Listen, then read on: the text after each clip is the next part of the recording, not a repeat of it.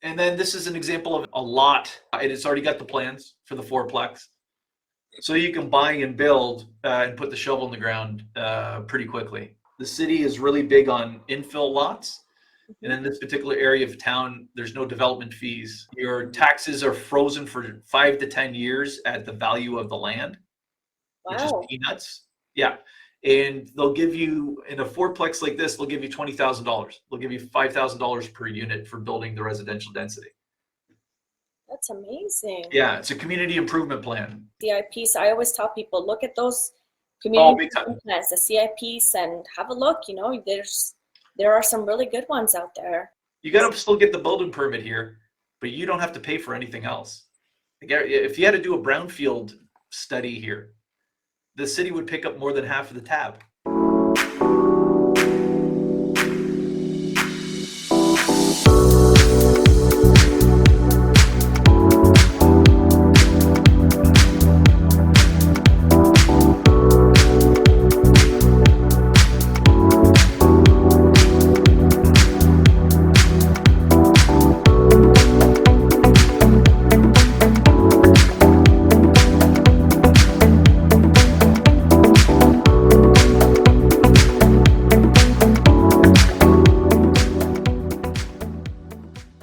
Okay, good morning, guys. Welcome to another episode of the Canadian Real Estate Channel. My name is Carina Guzman, known as the Land Development Queen. I am your host for the month of May, and it's really big pleasure to meet Rhys today, who is going to discuss with us about the Windsor market. Good morning, Rhys. How you doing? Yeah, good, Carina. Yeah, and a bit of envy that I can't call myself the Windsor Queen. Well, you could. I mean, technically. Yeah. Oh, yeah. No, you could. But I do not. I mean, if you saw me in a skirt. Yeah. So really looking forward to our chat today. We had a little bit of a quick chat before getting on, and I'm interested in learning about Windsor and all that's going on. And I know you kind of mentioned to me you're doing some land development there, and we're going to talk about some land development deals going on over there. So this is going to be a super interesting talk.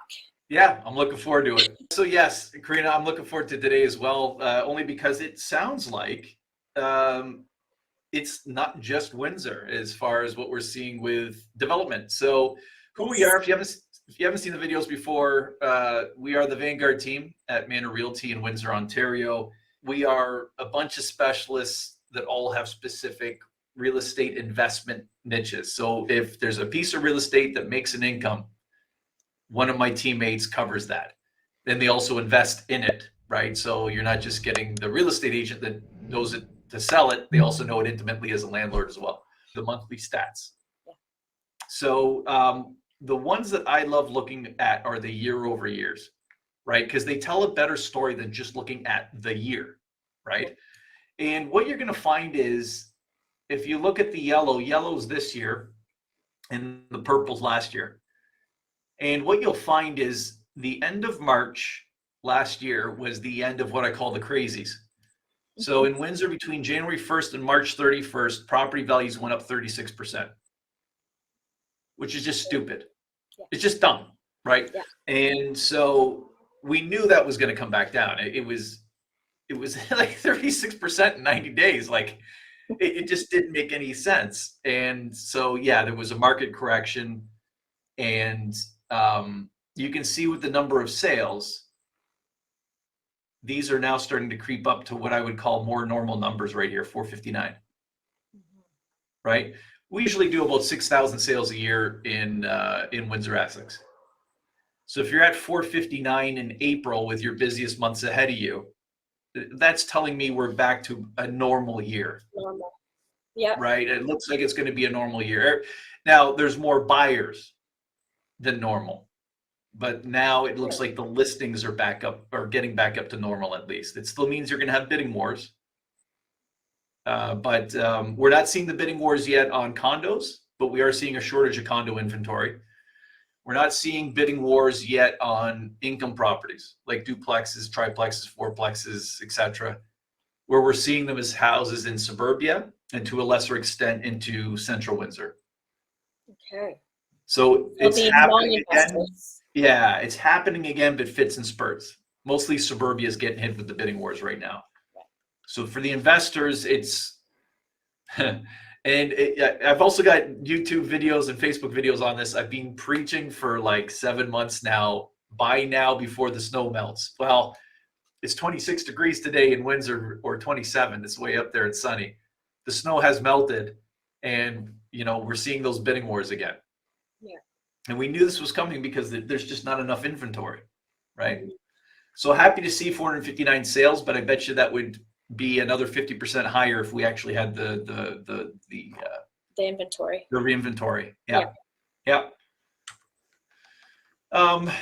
I like this one too, where you look at the average price with this year being yellow, and you're going to say, "Oh man, Rhys, that's a massive drop from last year." Well, again, remember this was the craziest I've ever seen the market in 20 years. These 3 months right here, and this is the beginning of the market correction from last year.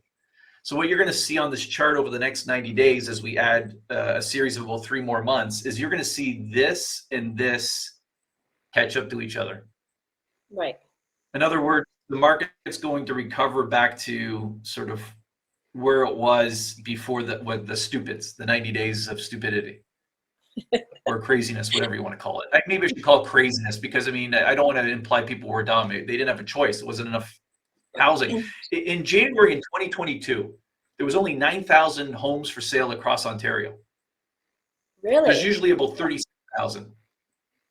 Oh, wow. Usually it's 36,000. So you had no inventory. You had all these buyers desperate to buy, and it's not their fault. It's not their fault that the prices went up like crazy. It was stupid. It was crazy. Like, it was just like, I hated it. So I'm really happy to see this nice moderate growth, a little bit of price recovery, but nothing like shooting up like it was before. So this is much nicer now. Sort of your 10% property value gain in a year versus like 36% in 90 days. Come on. Yeah, unsustainable. Absolutely. Yeah. And that's what's happening here. And it's going to continue to. So, you buy today for tomorrow on the property appreciation, right? Yeah. And Windsor's the one major community.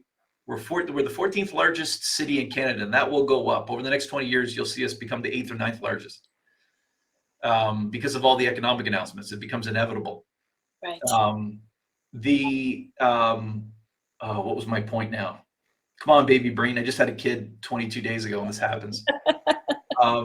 Anyway, the point being is that this is going to keep going up because we have very affordable housing. Oh, the rents keep going up. The rents are going up by about 1% a month right now. Okay. Wow.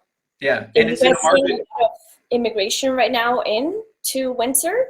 Yeah. Windsor's one of the 6 major cities for international immigration. Okay. Yeah, we're the second most ethnically. Yeah, we're the second most ethnically diverse city behind Toronto in Canada. Everybody thinks it's Vancouver. It's Windsor. Really? Yeah. Okay. Market activity. Again, you can see that the market activity has jumped seasonally. Is that it is down 20%, but again, that's the lack of real estate listings. Lack of inventory. There's no shortage of buyers. So so that's what these numbers tell me here right now is I know there's a shortage of inventory, and it's affecting, because I'm telling you, there's just as many buyers as when these numbers were happening, if not more. Again, I think this number could be 50% higher if you had the volume. Yeah, and once you do have the volume, of course, we'll be in much better shape socioeconomically, right? But again, from a landlord's perspective, this shortage is also with rentals as well, and that continues to push up prices. So you want to invest as soon as you can to take advantage of as much of the property growth and rent growth that's going to continue over the next 2 years minimum. How's it going to stop down here? Like Well, it's You're- not. If you have more immigration coming in, that is literally a steady flow of tenant pools that is constantly coming in until they get their feet on the ground and then they figure out, okay, what's my next buy and all of that. So if that's continuing, you've literally got a flow of tenant pool. Yeah, I mean, really quickly on that immigration thing, so I noticed some of my clients get this completely wrong. 300,000 baby boomers are retiring a year right now. And you have to replace them. If you don't continue to have economic growth in a capitalistic society, Yeah. your economy tanks, right? So Mhm. you have to bring in that immigration because we're not having enough babies to replace the retiring baby boomers, right? So if we're not producing enough kids, we have to bring in immigrants to fill those voids. And Canada does a great job of bringing in immigrants that fit what we need, which is, can you speak one of the two languages? Do you have money? Do you have a skill we require? And if you got two of those three, come on in. Yep. And right now they've even skewed it even more on the do you have a skill that we need? So the federal government changed it about a year ago to bring in more people in areas that we need. And thank God they included construction in that. Yes, that is much needed. Yeah. So this is residential units sold in April. And I love showing this because over time, if you saw this back in like January, a little bit more than under 400,000, right? So under 400,000, that's where the more than half the sales were. Look where they're going now, Right. right? Like this is a huge recovery down here. This 800,000, 31 sales. There was a bunch of months in a row where that was less than 10. It was single digits every Okay. month. And now, you're back up to 31, right? To me, that shows market confidence and market stability that this is as high as you're going to see on the interest rates. Mhm. I think that's what it screams down here, Right. right? Or So people people getting are our rebudgeting yeah. and right, understanding what they can afford, and going after it. So maybe they're not getting a $1.6 million house anymore. Maybe they're getting a $1.2 million house, Mhm. right? But they've adjusted.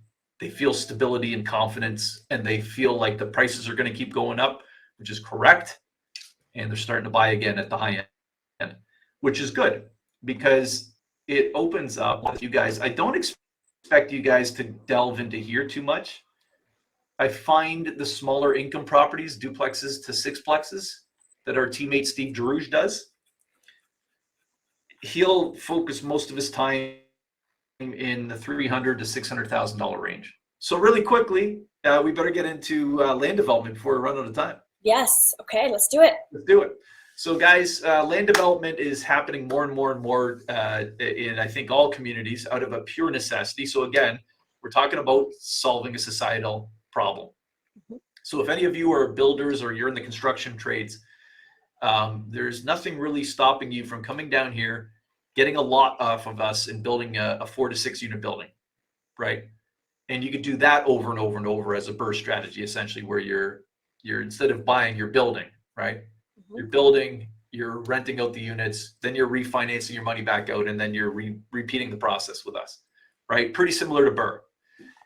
Greg Mayel does our bigger properties, and then Sadie Morrow is doing our single lots. So if she'll take care of the single building lots. Greg takes care of the bigger developments. Guys, there is no segment of investment that is more exclusive and more in pocket than land. The best land, 95 times out of 100, does not sell in the MLS. Right? 100%. Yeah, I didn't want to say 100%, but pretty Well, much all I of it. know from experience, Rhys, Yeah. that is one of the most asked questions that I get is Yeah. where do you find your land development deals? My answer is always not on the MLS. Yeah, there you go, Yeah, Rhys. we've got a database spreadsheet, and then we link our what we call our data rooms for each property with all the specific data, and then Greg figures out if they're worth doing or not. Yep. And if they're not worth doing, it goes onto a B list. So already you've saved 12 hours of your time. It takes Greg 2 or 3 hours because he does them over and over again. It'll take you 12 hours to figure out. Quite frankly, you're not going to get the people that own these parcels of land you would consider sophisticated investors. You'd be shocked how many times they've screwed it up and accidentally bought that piece of land. Happens all the time. Oof, we see it a lot, and it's like, Yeah. man, in my head, I'm like, you should have known better. But this is where you're at. This is why you can't build up 55 meters, Yeah.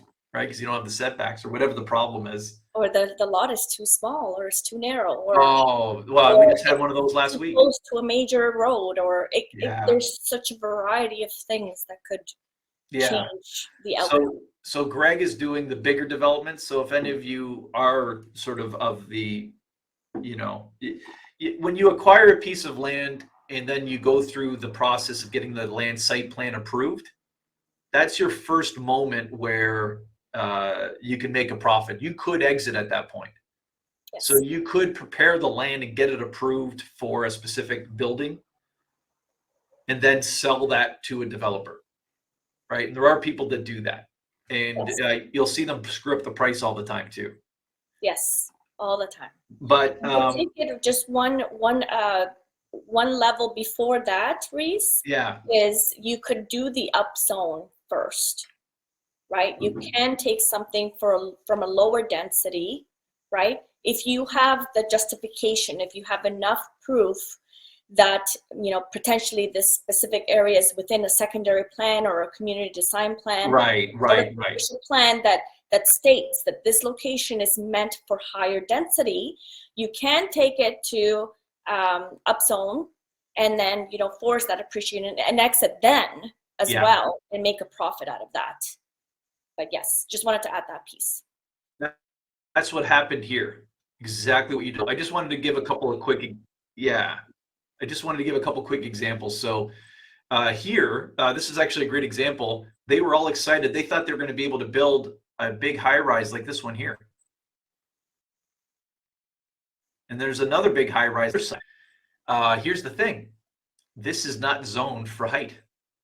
You can't build that high here. Hence why it's only 29 units, right? So again, it's one of those things where they kind of screwed up, but they have not been able to get a rezoning. Okay. We haven't looked into why yet. This is still pretty fresh to us. Okay. But this is a great example, though, of them understanding that the property is not worth what, that they thought it was worth, and now they're just trying to offload it at a price that actually does make sense for 29 units, if that makes sense. Right. That's so they thought they bought a gold mine. Yeah, that's tough because that means they could have overpaid, thinking that they could get the height. Oh yeah, they did. Yeah, they overpaid. Okay. Yeah, but they're okay. Like, it's kind of like, guys, if you've got 10 stocks in the stock market, sometimes you lose on 1 or 2 of them and you just cut your losses. Live and learn. Don't cry for these guys. They make money on land all over the place. Yeah. And then this is an example of a lot that Sadie can sell you if you want to buy it. It's already got the plans for the 4-plex. So you can buy and build and put the shovel in the ground pretty quickly. Nice. And this is in an area, again, like the city is really big on infill lots. Mm-hmm. And in this particular area of town, there's no development fees. Wow. Your taxes are frozen for 5 to 10 years at the value of the land, which is peanuts. Yeah. And they'll give you, in a 4-plex like this, they'll give you $20,000. They'll give you $5,000 per unit for building the residential density. That's amazing. Yeah, it's a community improvement plan. Yeah, I'm doing about $40 million in developments in downtown Windsor, and we're subject to all these community improvement plans. CIPs. I always tell people, look at those community improvement plans, the CIPs, and have a look. There are some really good ones out there. The CIPs, I'm only saying this because I know we got to wrap up, but the CIPs exist, guys, because there's a societal problem that needs fixing. Mm-hmm. Where do you want to invest? You want to invest where there's social problems, right? And what I mean by social problems is, A, we don't have enough housing to buy. Mm-hmm. B, we don't have enough housing to rent. So that's why you're seeing communities creating these community improvement plans, Yep. right?